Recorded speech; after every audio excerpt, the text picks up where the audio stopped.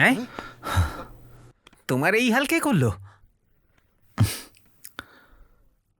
পায়েল কোথায়?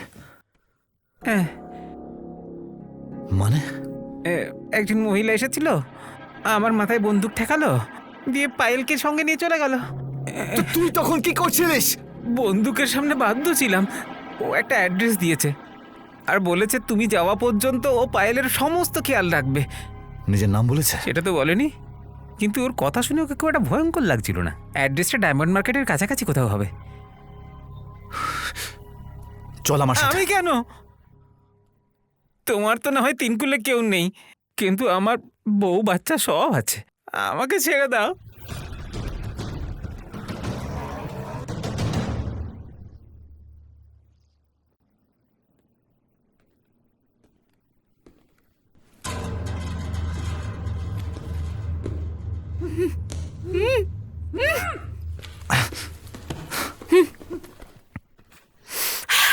তুমি তো চোট পেয়েছো।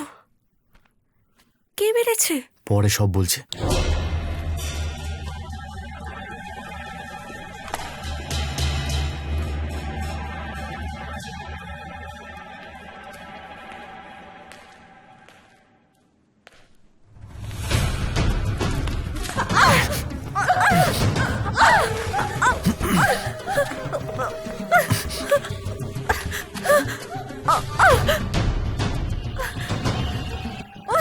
এখানে পাকিস্তানে তোমাদেরকে উত্তর দিতে দিতে আমি ক্লান্ত হয়ে পড়েছি। এবার তুমি আমার প্রশ্নের উত্তর দাও। আমি জানি যে তোমরা প্রত্যেকে এই লকেটটার পেছনে পড়ে আছো, কিন্তু এইটা এখনো জানি না যে লকেটে এমন কি আছে। হ্যাঁ, বলো বলো। দেখো, আমি তোমাকে 4টে আসল হিরে দেব, কিন্তু এই কথাটা যেন আর কেউ জানতে না পারে। যদি মুখ না খোলো তাহলে সেটাও পাবে না। এবার ভেবে দেখো। আমাদের দেশে সম্পত্তি ডোনেট করার তুমি কে? আমি বেঁচে থাকতে তোমার মতো ডাকাতকে এগুলো নিয়ে যেতে দেব না। এটা আমার দাদুর সম্পত্তি আর আমি তার অধিকারী। এবার আমাকে বলো, লুট কারা করছে, তোমরা না আমি?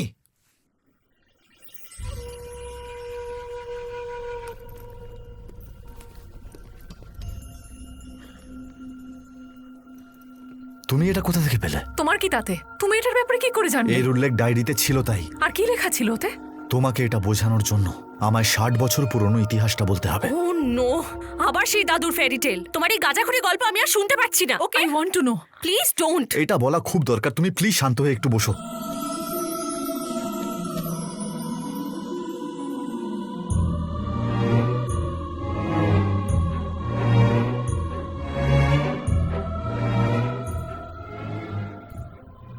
এবার আমি বুঝতে পারলাম যে ওই হিরেটা ওখানে কি করে পৌঁছলো। এই ধাতব পাখিটা 400 বছর পুরনো কনিষ্ক সাম্রাজ্যের প্রতীক। রাজা কনিষ্ক নিজের সম্পত্তি শত্রুদের হাত থেকে রক্ষা করার জন্য একটা গুহায় লুকিয়ে রেখেছিলেন। গুহার রাস্তা যেন কেউ না জানতে পারে সেই জন্য একটা স্ট্যাচুর ওপর তিনি এক গোলক ধাঁধা তৈরি করেছিলেন। সেখানে এই পাখিগুলো তালার কাজ করত। পাখিগুলোর ওপর একটা নির্দিষ্ট ওজন রাখার পর বাকি ধাতব পাখিগুলো নড়ে উঠত আর সেই তালা খুলে যেত। তোমার দাদুর হীরের থলির ওজন ঠিক ততটাই ছিল যে ওজনে সেই তালা খুলে যেত। সিন্দুকের দরজা খুলে যাওয়ার পরে তার উপরে রাখা সমস্ত পুঁটলি নিচে পড়ে যায়। আমার হাতটা খোলো। তুমি যদি তোমার দাদুর হিরে পর্যন্ত পৌঁছে যাও তাহলে তুমি শুধু হিরে নয়, রাজার অন্যান্য মূল্যবান সম্পত্তিও পাবে। এই দেখো, এটা খুঁজতে গিয়ে আজ অব্দি প্রচুর মানুষের প্রাণ গেছে। কারো ছিল গুপ্তধন পাওয়ার লোভ, আবার কারো ছিল প্রাচীন ইতিহাস জানার ইচ্ছে। এই দেখো, প্রচুর আতঙ্কবাদী নানাভাবে এগুলোকে লুট করার চেষ্টা করেছিল, যেমন মনসুর আর সুলতান। এই প্রাচীন ইতিহাসকে আমার বাবা বিশ্বের দরবারে নিয়ে আসতে চেয়েছিল, কিন্তু আমার বাবাকে মেরে ফেলা হলো। বাবার সামনে মৃত্যু দাঁড়িয়েছিল, কিন্তু তারপরেও বাবা ওদেরকে পথ বলেনি। আরে গুড নিউজ আছে, লক্ষ্যের খুব কাছে পৌঁছে গেছি। কনিষ্ক সাম্রাজ্যের ধাতব পক্ষী স্ট্যাচু আমরা পেয়ে গেছি। ভগবানের অসীম কৃপা, এ তো দারুণ খবর। ওই গুপ্ত রাস্তা মাটির ভেতরে আছে। আমি প্রেসকে জানিয়ে দিচ্ছি। না, এখনই না, যতক্ষণ না আমি এখানে গভর্নমেন্ট অফিসিয়ালদের ইনফর্ম করছি। তুমি কাউকে কিছু বলবে না, আর সুলতান যেন এই ব্যাপারে বিন্দুমাত্র খবর না জানতে পারে। বাবা চেয়েছিল যে দেশের সম্পত্তি দেশবাসীর কাজে লাগুক। বাবার স্বপ্ন পূরণ করতে আর সুলতানের ইচ্ছা অসম্পূর্ণ রাখতে আমাকে ওদের মাঝে যেতে হয়।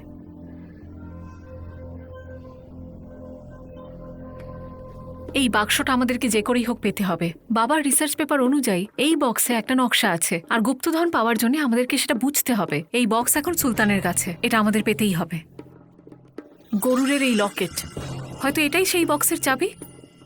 তোমার দাদুর আগে এই লকেটটা ব্রিটিশ আর্কিওলজিস্ট ডেভিডের কাছে ছিল। শোনা যায় যে উনি এই চাবি নিয়ে গুহার ভেতরে প্রবেশ ঠিকই করেছিলেন, কিন্তু আর কখনো ফেরেননি। হতে পারে তোমার দাদু ওনারই কঙ্কাল থেকে এই লকেটটা পেয়েছিলেন। তার মানে ওই বাক্সটা আমাদের পেতে হবে। এই কাজটা কিন্তু এতটাও সহজ নয়। এটা সুলতানের বাড়ি, চারিদিকে প্রচুর সিকিউরিটি। এইখান থেকে উঠলেই ওর বেডরুম, আর বেডরুমের নিচে একটা সিক্রেট রুম আছে। আমি মনসুরকে বলতে শুনেছি যে ও সমস্ত ইম্পর্ট্যান্ট ডকুমেন্টস সেখানেই রাখে। আমি নিশ্চিত যে বক্সটাও এখানেই আছে, কিন্তু আজ অবধি সেই ঘরে ঢোকার কেউ সাহস দেখায়নি। যে দেখিয়েছে সে আর কখনো ফেরেনি। এই ট্রান্সফর্মার্সগুলো পাওয়ার পায় কোথা থেকে? এই ট্রান্সফর্মারগুলোই আমাদের ওই সিক্রেট রুম অবধি পৌঁছে দেবে। আমি সত্যি খুব ভাগ্যবান যে নিজের জীবন আপনাকে উৎসর্গ করতে পারছি। আপনার শত্রু আমার, আপনার লক্ষ্য আমার লক্ষ্য, আপনার আদেশ আমি মাথা পেতে নিলাম। মাত্র 5 মিনিট আছে তোমার হাতে, যা করবে সাবধানে করো। আমি স্বর্গের পথে হাঁটতে চলেছি। তোমার এই সাহস বাকি সবার মধ্যে। আলো নিভে গেল কেন? যাও গিয়ে দেখো কি হলো।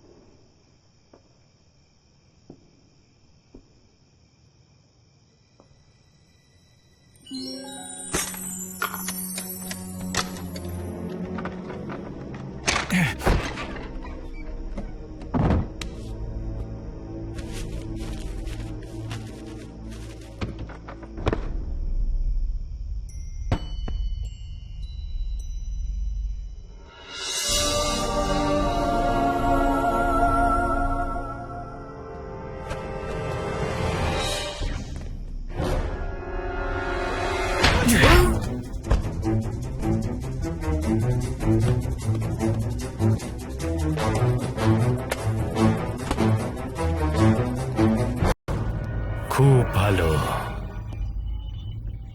তোমার এই কাজের জন্য তুমি জান্নাত পাবে। তুমি আমাদের গর্ব। চলো।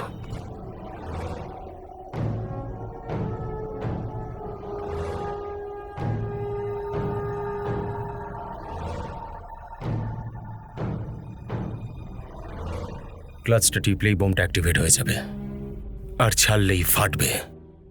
মার্কেটে ঢোকার সাথে সাথে ক্লাচটা টিপে দেবে, আর আমি সিগন্যাল দিলেই ক্লাচটা ছেড়ে দেবে। আল্লাহ তোমায় সফল করুক। মনে রেখো, এটা শুভ কাজ। তুমি আমার আগেই আল্লাহর সঙ্গে দেখা করতে চলেছ। মুখ থেকে এটা খোলো আর হাসতে হাসতে মৃত্যুবরণ করো। ভয় পাচ্ছ নাকি?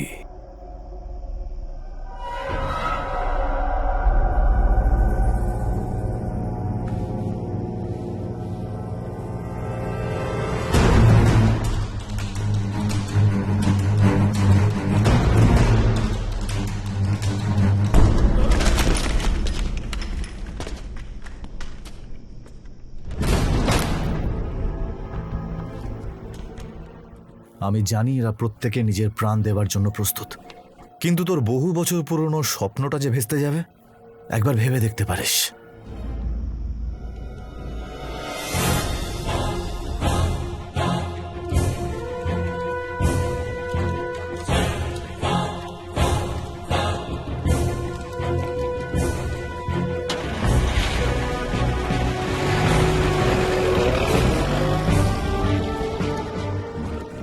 আমাদের ঘরে এসে আমাদেরই বোকা বানিয়ে গেল।